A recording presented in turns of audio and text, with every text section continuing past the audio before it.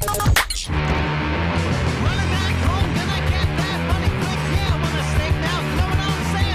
first Skate was a breath of fresh air for the skateboarding genre.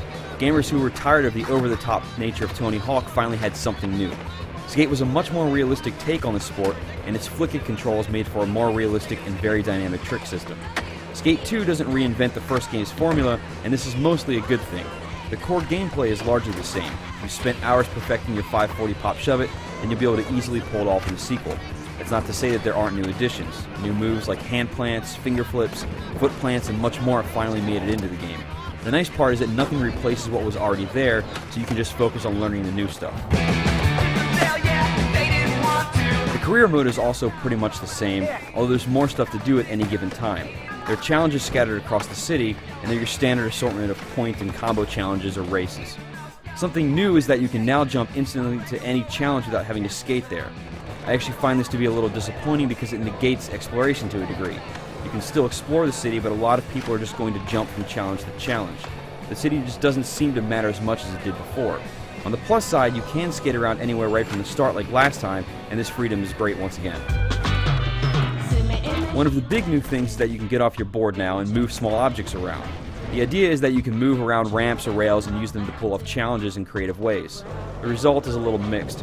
There were times when I did some crazy hijinks to make challenges way easier, and planning out something and nailing it is very satisfying. However, actually grabbing things and moving them around is kind of janky. The movement is stilted and stiff, and even just getting your dude to grab an object at times can be difficult because of this. There's also a spot editor, which is pretty cool. Basically, you can set up your own scenarios by moving objects around and then have other players try to get as many points as they can in that area. You just set the area that you want to count as the spot, skate it to set up the score to beat, and then upload it. The actual editor has some usability issues, but it works well enough. There's also a spot browser that's easy to use, so playing other spots and downloading stuff and sharing it with your friends is great. The game runs alright, but it does chuck from time to time. It never actually stays at the target 60 frames per second. Texture work could also be a little bit better.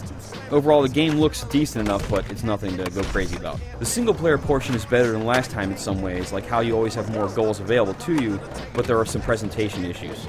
For example, one of the bigger goals in the game is to get on the cover of both Thrasher and Skate magazine.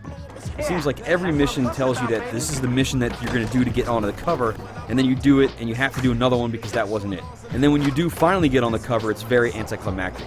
On the plus side, the online is awesome this time around. It actually reminds me of Burnout Paradise in a lot of ways, which is great. You can join a free skate session, and then the host can set up competitions just like before. However, there are now tons of different co-op challenges.